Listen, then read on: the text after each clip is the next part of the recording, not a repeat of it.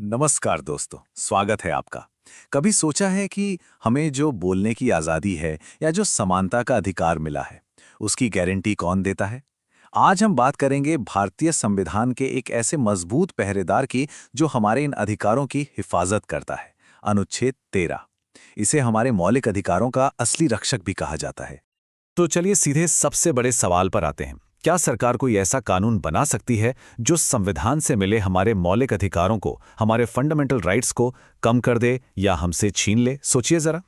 इसे गहरे सवाल का सीधा और साफ जवाब देता है अनुच्छेद 13।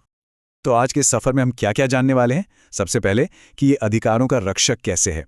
फिर देखेंगे कि ये पुराने और नए कानूनों पर कैसे काम करता है।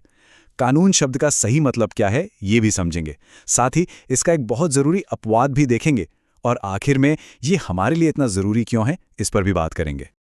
चलिए शुरू करते हैं। तो ये अनुच्छेद 13 है क्या? इसे आप एक मजबूत ढाल की तरह समझिए। एक ऐसी ढाल जो सरकार के कानून बनाने की ताकत और हम नागरिकों के मौलिक अधिकारों के बीच में खड़ी है। ये पक्का करती है कि कोई भी कानून इन अधिकारों को चोट ना पहुंचा सके।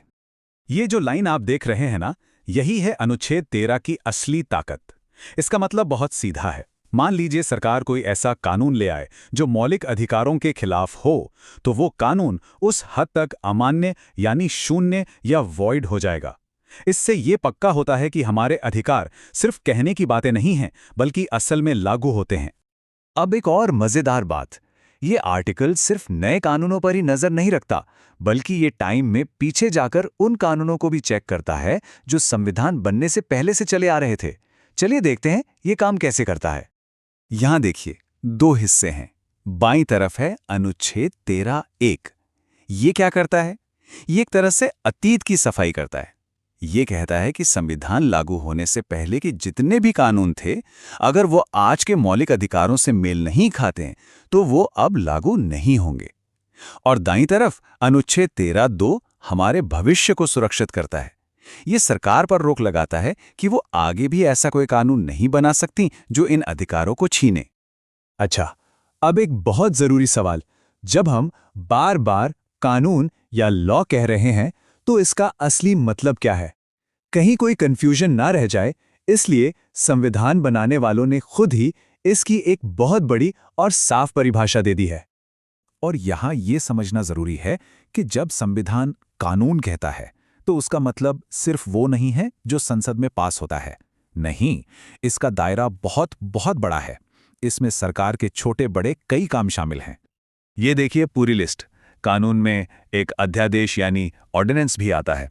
सरकार का कोई ऑर्डर भी, कोई छोटा मोटा नियम विनियम यानी रूल या रेगुलेशन भी, यहां तक कि कोई ऐसी पुरानी प्रथा या रिवाज भी जिसे कानूनी ताकत हासिल हो, वो सब इसके दायरे में है। मतलब साफ है, सरकार कोई भी रास्ता अपनाए, अगर वो मौलिक अधिकारों के खिलाफ है, तो अनुच्छेद 13 उसे जरूर परखेगा। तो अब तक हमने देखा कि अनुच्छेद 13 कितना पावरफुल है ना? लेकिन कहानी में एक ट्विस्ट है। हर बड़े नियम का एक अपवाद, एक एक्सेप्शन भी होता है। और यहां भी एक बहुत बड़ा अपवाद है, जिसे संविधान में बाद में जोड़ा गया था। इस लाइन को ध्यान से देखिए। अनुच्छेद 13(4) साफ साफ कहता है कि इस अनुच्छेद की कोई भी बात संविधान संशोधनों पर लागू नहीं होगी।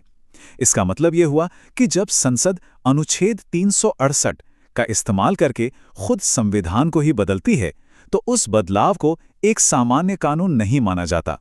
ये संसद को संविधान बदलने की शक्ति और हमारे अधिकारों की सुरक्षा के बीच एक संतुलन बनाने की कोशिश है। और ये अनुच्छेद 368 क्या है? ये वही आर्टिकल है जो हमारी संसद को संविधान में संशोधन यानी अमेंडमेंट करने की शक्ति देता है। तो सीधी सी बात है, अनुच्छेद 13 सामान्य कानूनों पर लागू होता है, लेकिन संविधान संशोधनों पर नहीं। तो चलिए अब सारी बातों को एक साथ जोड़कर देखते हैं कि आखिर ये अनुच्छेद 13 भारतीय संविधान के लिए इतना जरूरी क्यों है, क्यों इसे संविधान की नींव का पत्थर कहते हैं। इसके 3 सबसे बड़े काम हैं। पहला, ये हमारे मौलिक अधिकारों को देश के बाकी सभी कानूनों से ऊपर यानी सुप्रीम बना देता है।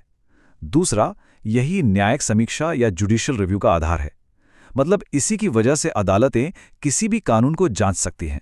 और तीसरा और सबसे जरूरी, ये हम नागरिकों को सरकार की किसी भी मनमानी से बचाता है। तो आखिर में हम यही कह सकते हैं कि अनुच्छेद 13 सच में वो ढाल है, वो शील्ड है जो ये पक्का करती है कि हमारे मौलिक अधिकार हमेशा सुरक्षित रहें और कोई भी कानून उन्हें हमसे छीन ना पाए। और जाने से पहले मैं आपके लिए एक सवाल छोड़ जाता हूं। बस एक पल के लिए सोचिए, अगर ये रक्षक, ये अनुच्छेद 13 हमारे संविधान में होता ही नहीं, तो आज हमारे अधिकारों का क्या होता? वीडियो पसंद आया तो वीडियो को लाइक करें, ज़्यादा से ज़्यादा शेयर करें और चैनल को सब्सक्राइब करें। मिलते हैं ऐसे ही अगले वीडियो में।